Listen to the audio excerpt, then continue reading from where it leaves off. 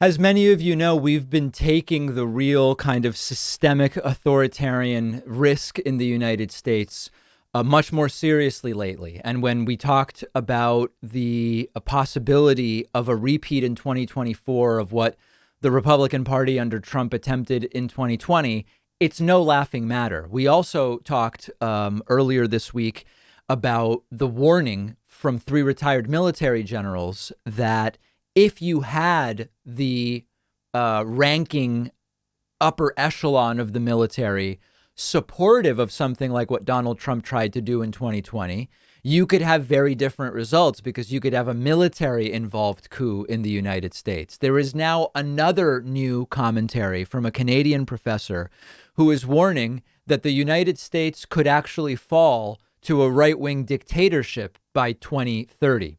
This is a very interesting article, not very long. I encourage you to read it. We're going to link to it.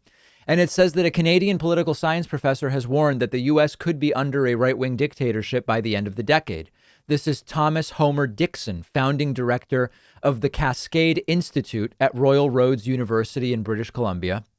He is urging Canada to safeguard itself against the possible collapse of American democracy. He wrote in the Globe and Mail, by 2025, American democracy could collapse, causing extreme domestic political instability, including widespread civil violence. By 2030, if not sooner, the country could be governed by a right-wing dictatorship.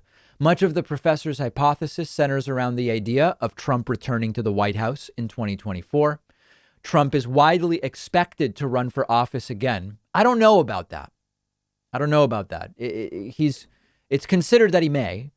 And Mr. Homer-Dixon anticipates Republican-held state legislatures will refuse to accept a Democratic presidential win. That is a concern. And we've talked about that so many times now. This idea that they wanted to push on Pence for January 6, 2020, and we're almost at the 1-year anniversary of that day.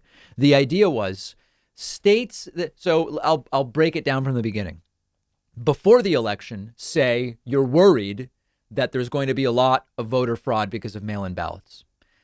After the election, when Joe Biden won a bunch of these states, they claim we can't actually trust the results. And then the third part, which they didn't do, they wanted Mike Pence to do, but they didn't do, would have been Mike Pence or whoever is vice president, but it was Pence in 2020 at the time of the certification of those electoral votes, of the acceptance of those electoral votes, rather. The certification was on December 14th or so. January 6th was, we're going to tally these, for Pence to say, we don't believe that these are genuine results. So instead of allowing the Democratic electors from Arizona to vote, we are going to seat an alternate slate of electors to vote for Trump. That was the idea. The concern now is they had the idea in 2020, but they didn't do it, that they're actually going to do it in 2024. Homer-Dixon is a well-respected scholar of violent conflict. He says Canada should be on guard against the unfolding crisis in Washington, D.C. spreading northward. He said, quote, a terrible storm is coming from the south, and Canada is woefully unprepared. Over the past year, we've turned our attention inward, distracted by the challenges of COVID, reconciliation, and the accelerating effects of climate change. But, he says, now we must focus on the urgent problem of what to do about the likely unraveling of democracy in the U.S. We need to start by recognizing the magnitude of the danger. If Trump is reelected, even under the more optimistic scenarios, the economic and political risks to our country will be innumerable. Some might view such warnings as hyperbolic, but the political scientist is steadfast in his view that a new Trump administration with little in the way of internal opposition could seek to deliberately undermine its northern neighbor. Canada is worried, and we're worried about the same thing. And the crazy thing is that we sort of just have to wait and see what happens. And what I mean by that is Trump was impeached twice, not convicted. Nothing really came of it. Corruption in government isn't changing for the better in any real way. We got a warning from 3 retired generals yesterday that if the military were on the side of what Trump wanted to do, they might actually have been able to make it happen, and it could happen in 2024. And unfortunately, most Americans don't even realize what's going on. I want to play for you. This is really interesting. This is a clip from Joe Rogan talking to Jordan Peterson, and it applies to this. They are talking about COVID guidelines. This is the crazy thing. They're talking about COVID guidelines. We're talking about actual authoritarianism from a government.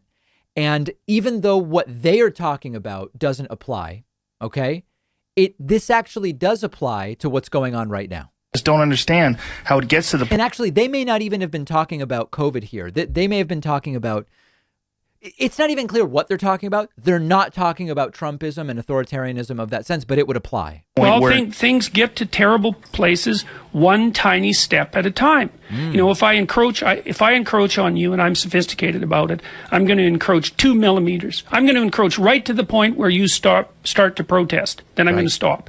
Then I'm going to wait. Then you're going to calm down. Then I'm going to encroach again, right to the point where you protest. Then I'm going to stop. Then I'm going to wait. And I'm just going to do that forever. And before you know it, you're going to be back 3 miles from where you started, and you'll have done it one step at a time. And then you'll go, oh, how now, understand. Rogan, this is from a little bit ago, but Rogan posted it yesterday, pretty obviously signaling that it's about COVID, but it applies perfectly to January 6th, the coup attempt, and what we may be facing. Get here. And the answer was, well, I pushed you a little farther than you should have gone, and you agreed. And so then I pushed you a little farther than you should have gone again, and you agreed. And if anybody's interested in this sort of process, and this is a horrifying book, if you want to read about how this process works, you can read a book called Ordinary Men by Robert Browning.